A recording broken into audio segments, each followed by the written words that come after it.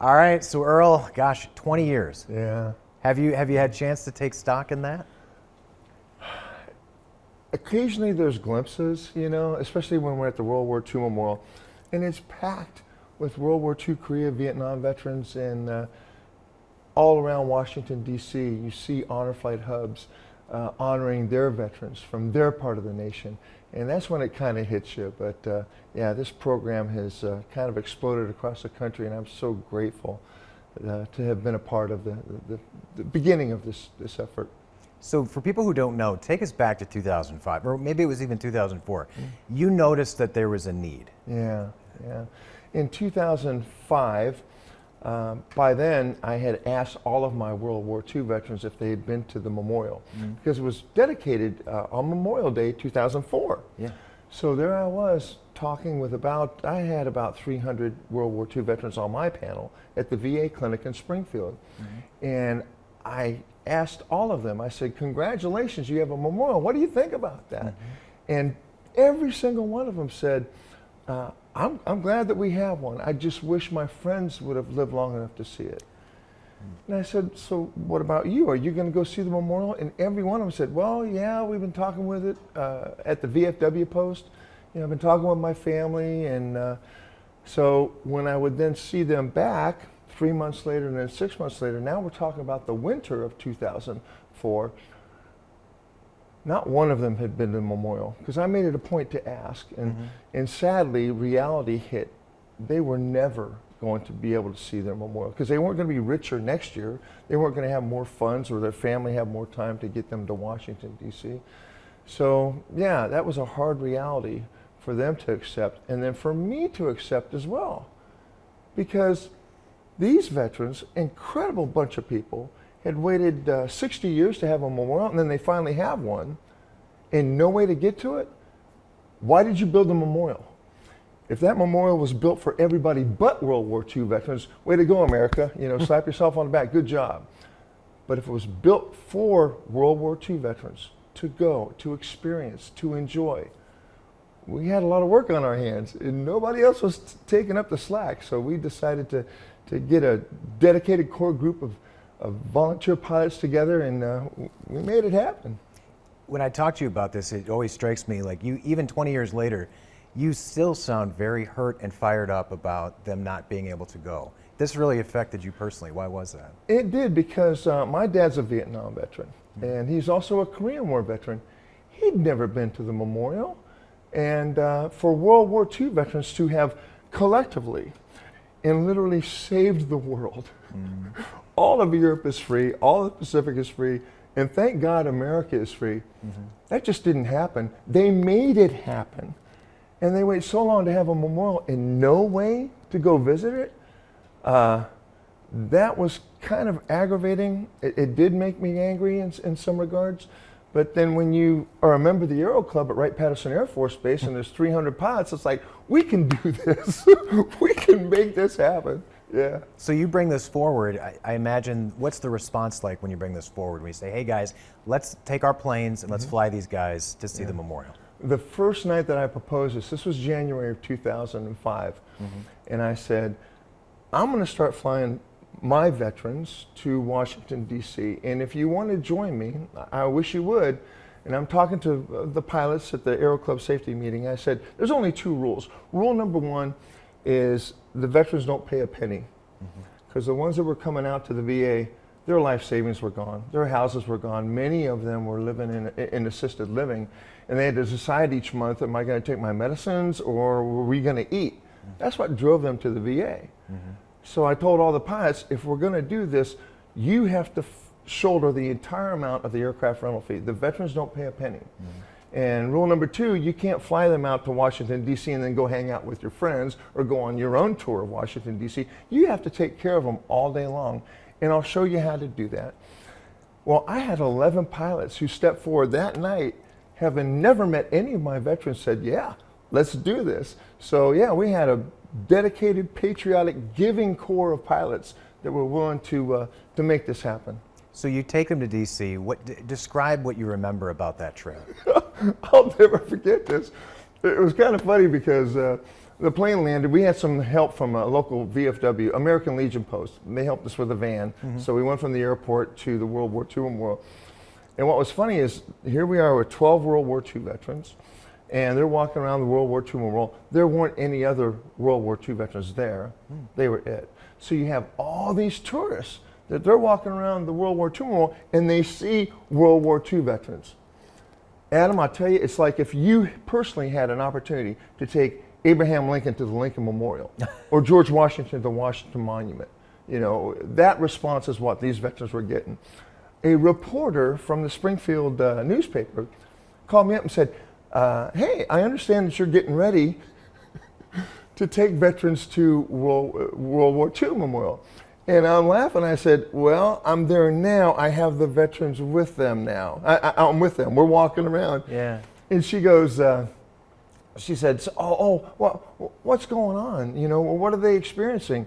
And they were being mobbed by all these tourists, you know. And I laughed. I said, these veterans, they're babe magnets. That's what's going on here. And she printed that in the story, that they were babe magnets. And that kind of turnout, that kind of admiration just has perpetuated throughout the entire program for the past 20 years. Do you remember how you felt when you got them to that memorial, that all that planning, all that work, that, you know, the giving that you and your friends did to get them there, and then to see the reaction that they're being treated as they should be? Logistically, it was a challenge because we'd never been to Washington, D.C. We did not know how far these veterans could walk. We didn't have wheelchairs, so we had to come up with scooters. So you had all of those obstacles that were laid before us.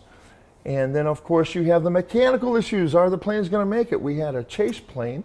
Carl Ludolf, who was our director of flight operations, wonderful, wonderful man. He flew in his Mooney as a chase plane to make sure that all the planes worked fine. We get on the ground, we go around the memorial, and they were more well received than I thought possible. And then we get everybody back to the airport. They're on the plane, and then we're flying back. That morning when we left, there was maybe 4 or 5 people at the airport because many of these veterans drove themselves. So it wasn't that big of a turnout. But when we came back, there was about 100 people lined along the fence, and they're all clapping and they're cheering. And it's like, where did that come from? Well, what had happened was the veterans are in Washington, D.C., and some of the family members that saw them off that morning, they told all their neighbors. And their neighbors or other family members heard about it, so they showed up spontaneously and welcomed these heroes home the way they should have been welcomed years and years ago. So that's when I felt that, man, we're really onto something here. So how do you build on that? How do you go from, because you know, you knew that you wanted to do this one trip. Well, here we are 20 years later, 130 hubs later. It's all over the United States. How do you take the next step? Like what happened next with the next year? For us personally, it was an issue of we just had to find some way to keep going. We didn't have funding, but thankfully the pilots donated their time. So on very limited funding, we just kept at it. And then the next month, and the next month. First month we had 6 planes, then we had 8 planes, and then we had 14 planes. So it developed a momentum. And people around the nation found out what we were doing. And that was kind of a mixed blessing in that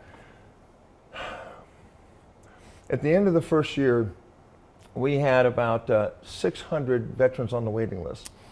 These veterans were from all across the nation, Nebraska, California, Iowa, and we didn't have any way to get them to their memorial. But we, you know, the best we could tell them was, please go ahead and turn in an application, and hopefully we'll get some support in your area, and you'll go. Because at that time it was just Springfield, Ohio. That was that was it. Dayton, Ohio. Dayton, Ohio.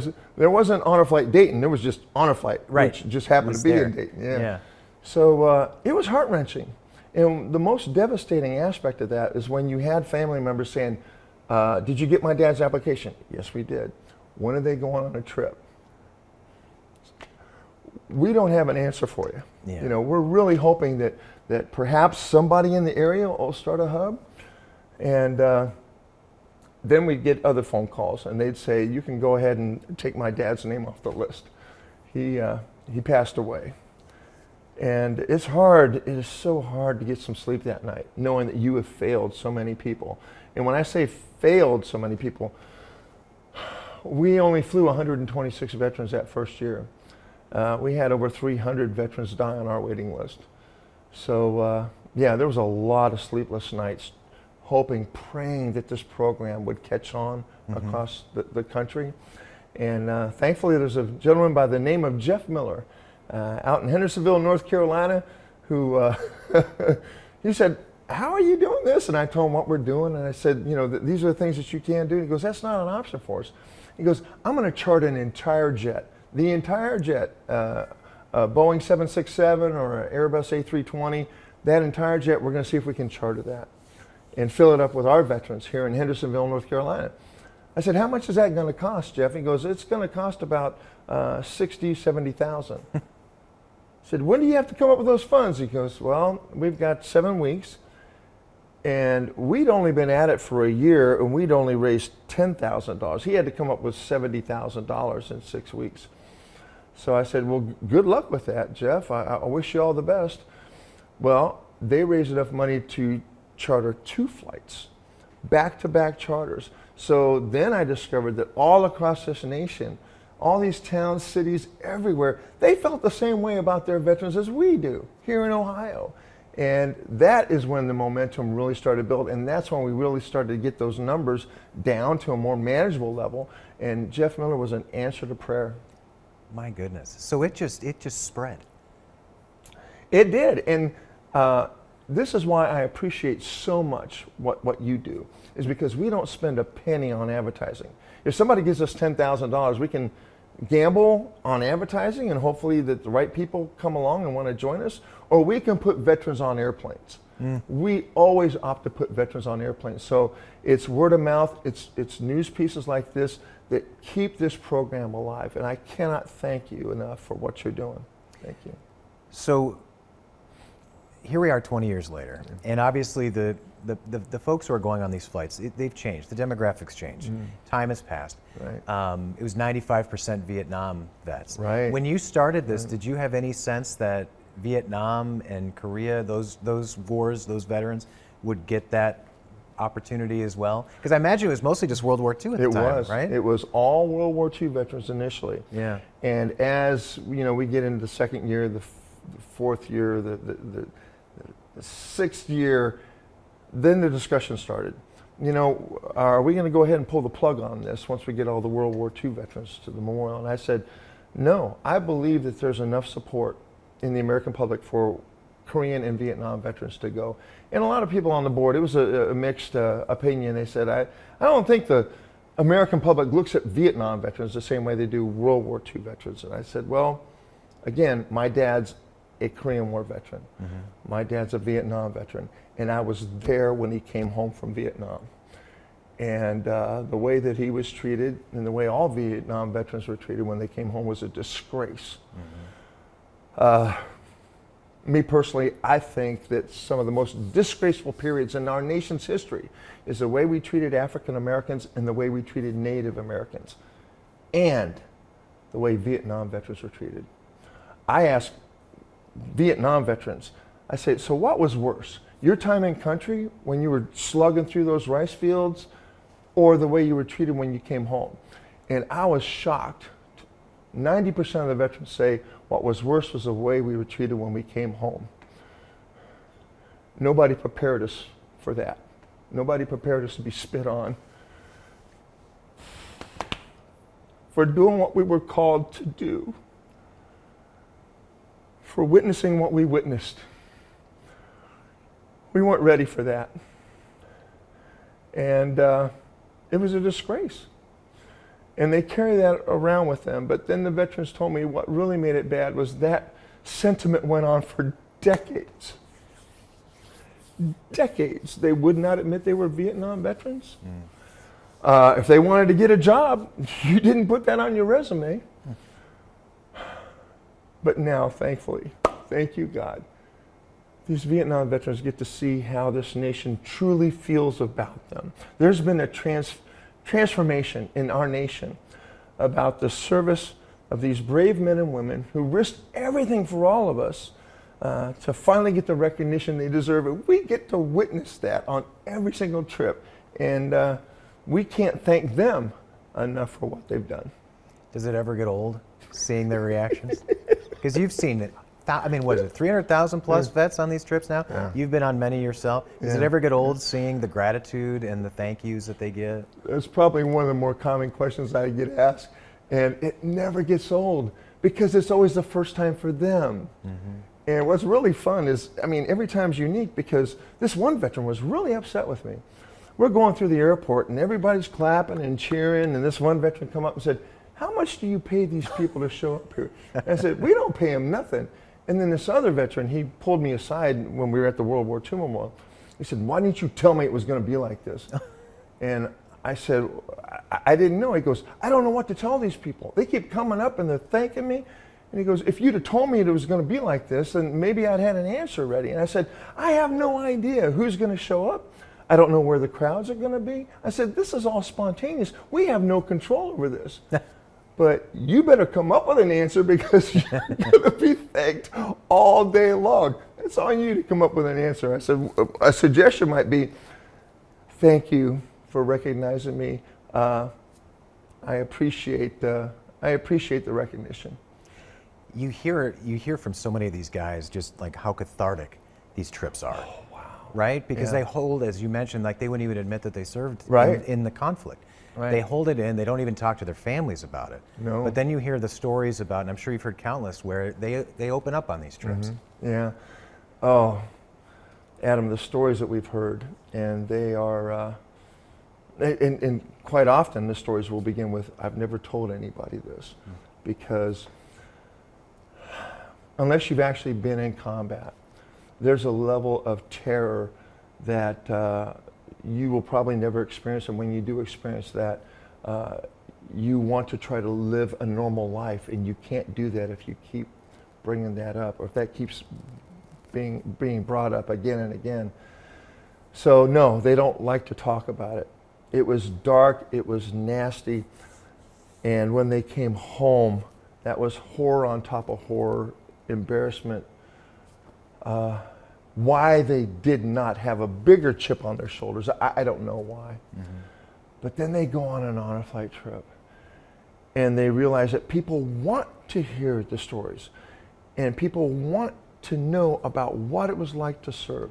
They want to know everything about their tour, because for a lot of family members, then they start to realize, oh, now I know why my dad doesn't like the 4th of July. Yeah. Now I know why my dad doesn't like crowds or open areas, because a lot of these veterans were ambushed in rice paddies. They don't like open areas. They don't like the 4th of July. And to a lot of family members, then it starts to click. Okay, my dad has seen a lot of horrific things, but guess what? They got up every morning, they went on patrol again and again and again. And we have no concept of what it was like for them.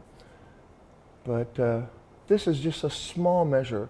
At Honor Flight, we believe this is the least that we can do. Get them to their memorials, that's the least that we can do. Well, and it's remarkable to me the impact that just going to a memorial and being around your buddies can have on these guys, right? Yeah.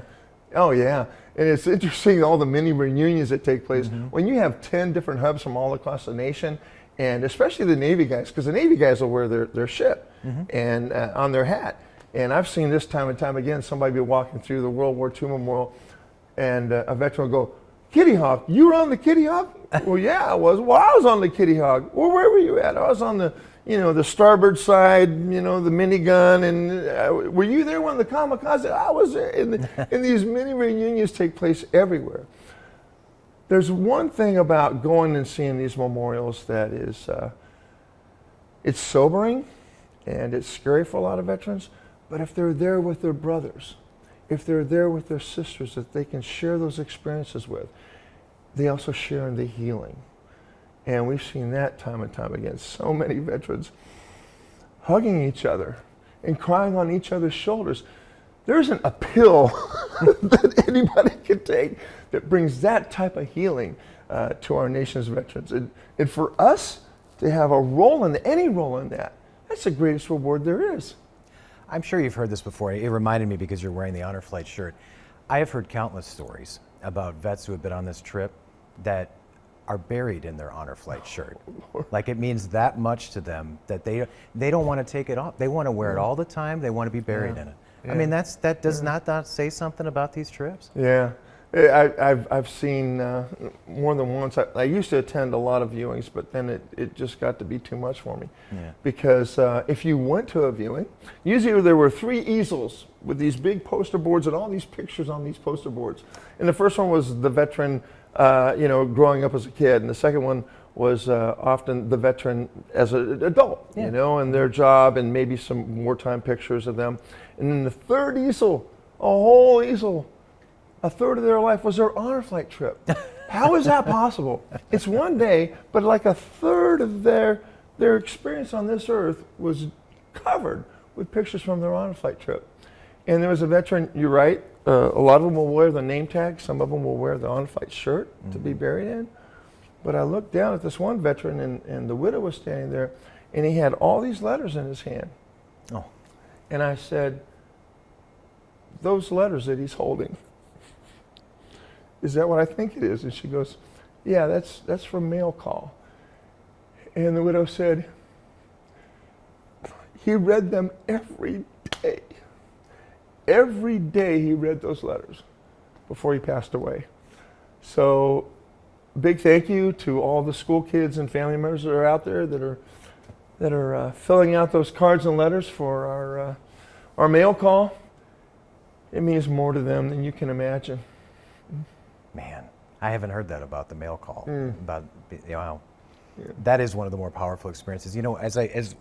As we wrap up, and you think about just the last 20 years, how it's changed your life. How has it changed your life, would you say, Earl?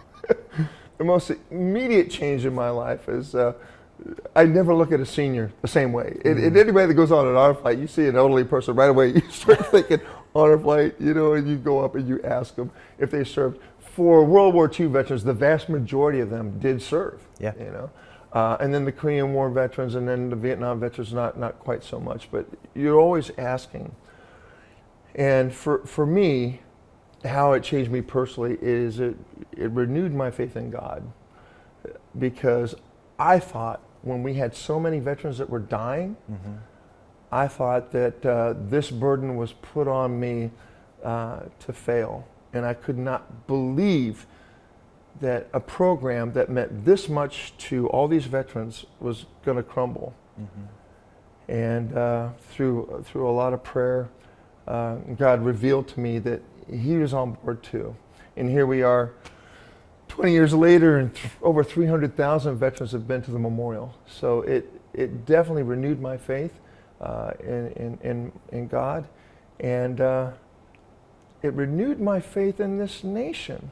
The patriotism that a lot of people think is dead, or the patriotism that a lot of people think was in the past. No, it's alive and well. You just go to any honor flight reception or send-off, and you will see patriotism at its best, and none of this is prompted. It's people that are just showing up to make a difference in the welcome home. That's awesome.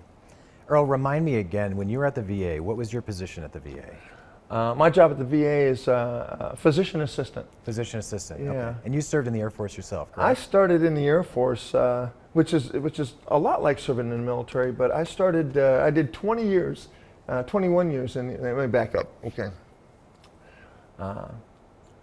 I served in the Air Force for 21 years. I started off as a medic, and then I was a flight medic. I flew air medical evacuation all around the world. And I did that for 15 years. And then I was selected for the Air Force's PA training program. I became a physician assistant. And one of the initial pushbacks, speed bumps that was thrown at us as we're trying to start honor flight, is there were some providers, healthcare providers, that said, it's too dangerous. You can't put an 80-year-old on an airplane and fly them across country. Yeah. Clots are going to form, they're going to have difficulty breathing, stuff like that. They said, I flew air evac professionally for 15 years. Don't tell me that we can't take somebody from point A to point B without taking the right precautions. And we do. And for a lot of the veterans, we have wheelchairs, we have oxygen available for them. And it was that experience, that background, that then led me into a position where I felt very confident in starting a program to get 70, 80, 90, 100-year-olds to Washington, D.C. and back safely. So think about that. If you didn't have that background, this might not have been happening right now. Because that Exactly. gave you the confidence in some ways. Exactly. Without that background, without my medical background, without my aerovac background, without flying over at the Aero Club, which at that time was the largest aero club in the nation. We had a core group of volunteer pilots that were going to make this happen. All those things lined up. And that's not coincidence. That's why I believe in God. He put all this together to make the last dreams of a lot of veterans come true. And that's exactly what happens. They are changed. It's interesting because in the morning, you know, they don't know what to expect. And they're elderly and they have their wheelchairs and their cane. But when they come home, their heads are held higher, their shoulders are back. They're changed. They are changed. And it's so great to witness that. Couldn't have said it better. All right, all set. When we asked for pilots, we had to have 2 pilots per plane, and we said that one of the pilots needs to have an instrument rating in case we get into bad weather. And yeah, when we had 2 pilots, it made it real easy for me to work all night long, but I was over in the co-pilot seat, and like I mentioned before, the veterans are getting out of the plane. The planes are all lined up there. They're walking towards this line of people. Everybody's clapping and cheering. Yeah. Just really an impromptu group. Yeah. It just came out. But when we started noticing that people were showing up, that's when my wife and my dad said, we got to get some T-shirts out there. Let's see if we can raise some money. And there, now you got some T-shirts that you were ironing on the logo back then. The night before. So we go over to Walmart. We buy up all these really cheap shirts, you know, the cheapest ones we could find, and we did the logo stuff. But yeah, this was very, very impressive too. That's a beautiful shot. Especially when you would line up like 6, 8, 10 planes and taking off one right after another. It was so cool. And the FAA, right, you're air traffic controllers, so we take off out of Dayton, and then we would fly you have to radio up Dayton departure, and then Indy Center. This is a big air traffic control area. And Indy Center would say, wait a minute, there's 8 planes going to Washington, D.C.? What's going on here? And we would say, we're flying veterans to go see their memorial before they pass away. And air traffic controllers are very succinct. They don't get into it at all. No. They said, hey, tell them all thank you for their service. So they broke character a little bit. Yeah, they did. Yeah. The same thing would happen when we were handed off to Baltimore approach, you know. There's like 15 planes go, you guys got a flying going on? What's going on? And we tell them, and it was always the same response. Say, well, tell them, that's awesome what you do, and tell them thank you for us. And so you're up in the front, you're flying the plane, and I had to lean over my shoulder and say, Baltimore approach says thank you for your service. I'm screaming at these guys that are in the back. But it was interesting and often challenging. Some of the veterans were previously in the Air Force, and they flew. And they were like a waistcoat on a B-17. And this one veteran, he said, I really want to go, but do you have like a ground program, you know, where you can drive? And I said, I'm sorry, we don't. And this veteran said, well, I made a promise to God that if he got me home on my last mission, that I'd never fly again. And I said, I think God is going to want you to see your memorial. I think God is going to want you to go into your memorial to remember all your friends that never came home. And he went. He took the flight, which is really pretty cool. Really awesome. And this is one of the groups right there. Right? They're the very first group ever. That's the very first group of vets right there. In fact, if you go online and if you type in first honor flight ever, we had national attention on the first flight. CBS early morning, and this is Memorial Day morning of 2005, and they did a story on honor flight. It was the very last piece of the morning segment. And that's what really generated a lot of letters from all across the nation. And I had to tell them, we don't have anything right now. But now, 20 years later, over 300,000 have been, so. Much more options. And this was from one of the trips? Yeah, this was another group that was going in. And this veteran is going into the World War. He's actually a Korean War veteran, I found out later. But The thing that gets me about honor flight versus no honor flight, if you go by yourself, you don't get this.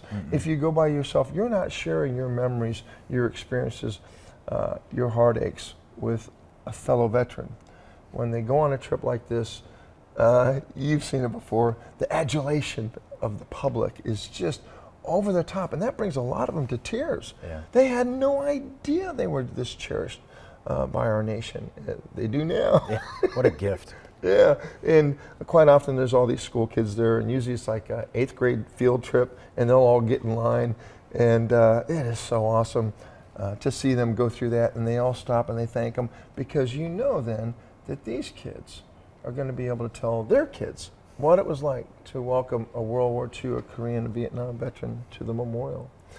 And in the past, when you went on an honor flight trip, did you ever meet Senator Dole? We did not. No, Yeah. he actually, I believe, had passed right before our first flight. Yeah, in '16. But it's nice that they have a little marker there. Yeah, he was a fixture there, and and we would tell people all the time, because his right hand he was paralyzed because he was shot in the neck, and we say, don't shake his hand, and he'd go right, hi there, I'm Bob Dole, you know. It's like, well, he's going to shake your hand, but what a great guy. And as the years went by, he was standing there, and then he had a bar stool that he sat on, and then he transitioned to a wheelchair. And then eventually he sadly passed away. But Elizabeth Dole, Senator Elizabeth Dole, his wife, said, thank you for starting Honor Flight. Said, you added 10, 15 years to his life, because he just kept showing up at the World War II Memorial, welcoming all those veterans, and that meant so much to him. Oh. I mean, those were his people, right? Yes. Yeah, yeah. So Ashley loved it.